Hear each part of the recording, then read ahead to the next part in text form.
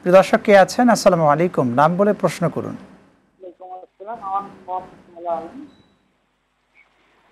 আমার মা বাবা ছোটবেলাতে মারা গেছেন, আমি তাদের জন্য কিছু করতে পারি না, কিন্তু তাদের জন্য কিছু করতে পারবো। দর্শক একটু ক্লিয়ারলি আপনার প্রশ্নটি করুন।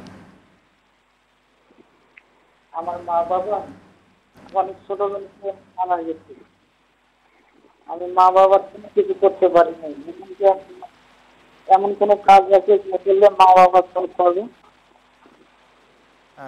মৃত্যুর পরে হক আদায়। আচ্ছা, আপনি থাকুন আমাদের সাথে। ওস্তাদ, আপনি সম্ভবত প্রশ্নটা শুনেছেন। জি জি। আসলে দেখুন, এরকম অভাগা বা এরকম দুঃখ যন্ত্রণা নিয়ে কিন্তু আমাদের রাসূলুল্লাহ সাল্লাল্লাহু আলাইহি ওয়াসাল্লাম পৃথিবীতে এসেছিলেন। তার জন্মের 6 মাস আগেই পিতা চলে গেছেন।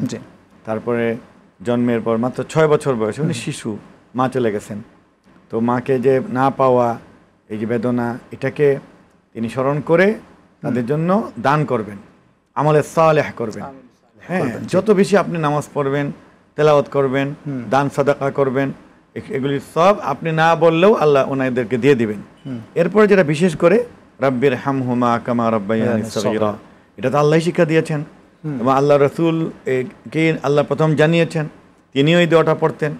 এবং আশা তো আমরা করি যে নবীজির দোয়ায় তার পিতা মাতাকে আল্লাহ জান্নাতে দিবেন। শুনবো, আরেকজন দর্শক আছে। দর্শক কে আছেন? আসসালামু আলাইকুম, নাম বলে প্রশ্ন করুন। জি, আমার প্রশ্ন হলো, সফরে থাকলে তো কসর নামাজ, সফর থেকে ফেরার পথে বাসের মধ্যে নামাজের সময় হওয়ার কারণে সুযোগ না থেকে নামাজ পড়া যায় নাই। এখন বাড়িতে ফিরে ওই নামাজের কাজা কি পুরোপুরি করতে হবে নাকি কসরই করতে হবে, এটাই আমার জানার বিষয়। ওকে, আপনি থাকুন আমাদের সাথে, সরাসরি আমরা এই প্রশ্নের উত্তর শুনবো আমাদের শায়খের থেকে। জি, কসর সংক্রান্ত অনেক আলোচনা আছে। আপনি যদি যে ওয়াক্তের নামাজটি বাসের মধ্যে বা প্লেনের মধ্যে পড়তে পারলেন না, সেই ওয়াক্তের মধ্যেই যদি বাসায় এসে পৌঁছে যান এবং ওযু করতে পারেন, তাহলে 5 মিনিট থাকলেও তাহলে আপনি বাসায় যেহেতু এসে গিয়েছেন, আপনি ফুল নামাজ পড়বেন, 4 রাকাতই পড়বেন। ওকে, আর যদি কাজা হয়ে যায় তাহলে 2 রাকাত পড়বেন।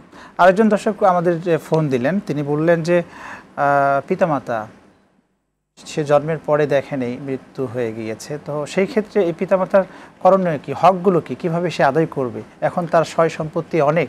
জি, এটা হলো কি যে অনেকভাবেই করা যায়, নফল কিছু আমল আছে। যেমন ধরুন, উনি যদি মনে করেন যে আল্লাহ আমাকে এখন সামর্থ্য, একটা ফোন নিয়ে আসি। দর্শক আছেন, দর্শক কে আছেন? আসসালামু আলাইকুম, নাম বলে প্রশ্ন করুন। আসসালামু আলাইকুম, আমি মামুন রাজা বলছি নওগাঁ থেকে। জি, আমি জানতে চাচ্ছি যে গীবতের ভয়াবহ পরিণতি সম্পর্কে কোরআন ও হাদিস কি বলে, ইসলাম কি বলে? জি প্রিয় ভাই, আপনি থাকুন। জি, শুকরান। গীবত সংক্রান্ত, আজকে গীবত একটা মহামারী রূপে ধারণ করেছে আমাদের সমাজে। এই গীবত সম্পর্কে যদি আপনি বলতেন। জি, গীবত হলো একটি কবিরা গুনাহ এবং আল্লাহ তাআলা সূরা হুজুরাতের 10 আয়াতে বলেছেন, ইয়া আইয়ুহাল্লাযীনা আমানু ইজতানিবু কাসীরাম মিনাল যান ইন্না বা'দাল যান্নি ইসমুন ওয়ালা তাজাসসু ওয়ালা ইয়াগতাব বা'দুকুম বা'দা।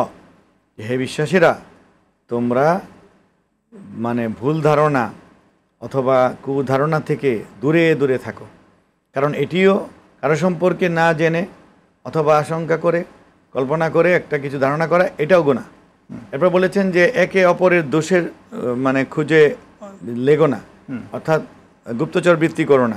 শুনবো। ওয়ালা ইয়াগতাব বা'দুকুম বা'দা। জি,